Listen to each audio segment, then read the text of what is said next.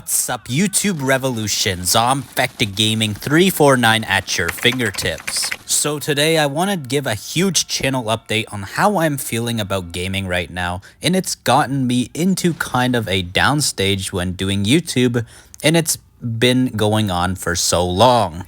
With the kind of video games I mainly enjoy and want to cover for this channel, it's been bone dry right now. There's barely any milk to produce from the cow and has resulted in me doing live stream playthroughs on YouTube at the moment. I particularly enjoy live open world games and open world games that involve a lot of sandbox fun. I'm the kind of guy who will enjoy games that have the amount of freedom a GTA game would have, but I'm not a hardcore pro GTA fan where I would only just think GTA is the only type of open world crime game out there. I'm all about this genre, and I love the Watch Dogs games and the Saints Row games and whatever else out there that has the formula of being kinda similar to Grand Theft Auto. We've been lacking Grand Theft Auto-like competitors since Watch Dogs Legion was abandoned, and make me miss the PlayStation 2 and PlayStation 3 eras of when these types of games usually came out way more.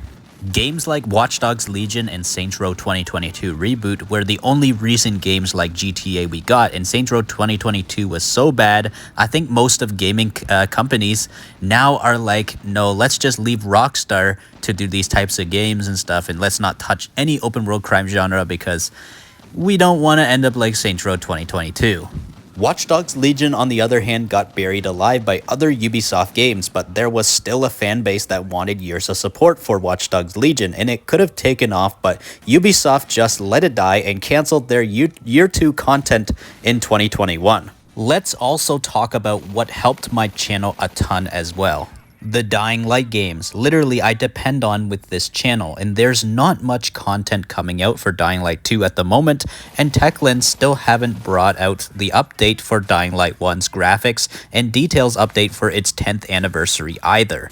Techland, I know, are extremely busy with Dying Light the Beast, and that will be fantastic for my channel coming this summer, and which is where gaming could be revived, in particular bring me out of this drought I've been having with my taste of gaming for this channel.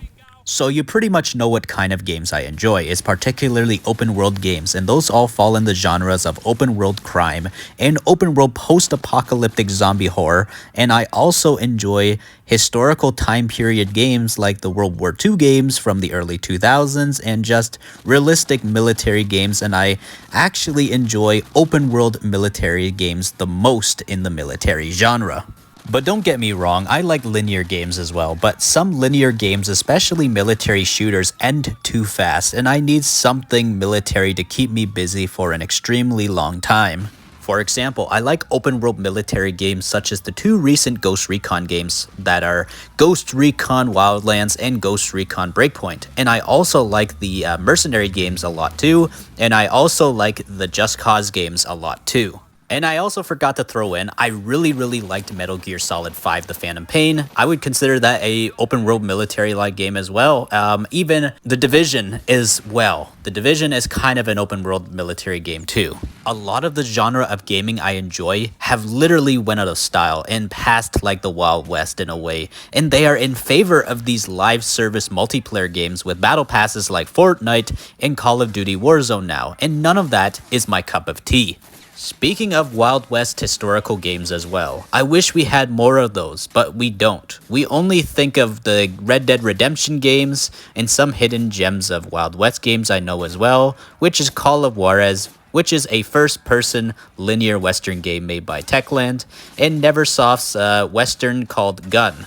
The Red Dead Redemption games has proven that Western open world games, and not just open world games for Westerns, but linear stories for Wild West games such as Call of Juarez work so well, since the history of that time period is so awesome, and just the tone of the gritty survival spaghetti Westerns are just so awesome. The Wild West was purely a time of survival, and I love historical time periods about being the survival of the fittest, and I was always hoping Westerns could at least get the popularity of how World War II games did in the early 2000s. But that's all I have to say about the state of my mind for the gaming industry and the gaming content drought I've been suffering with my channel, which is why you've noticed a lack of content going on, and I hope we can have way more content to cover later this year. Just hopefully with my top 5 games I'm looking forward to this year really helps my channel thrive in content later this year, and make sure you go check out the video here called my top 5 upcoming games of 2025 video. I'm sure you'll really enjoy it. And if you agree with me, drop a like and consider subscribing to my channel. And ding that bell icon really hard so I can always stay within fast reach of your fingertips when new uploads arrive. ZombfectedGaming 349 over and out.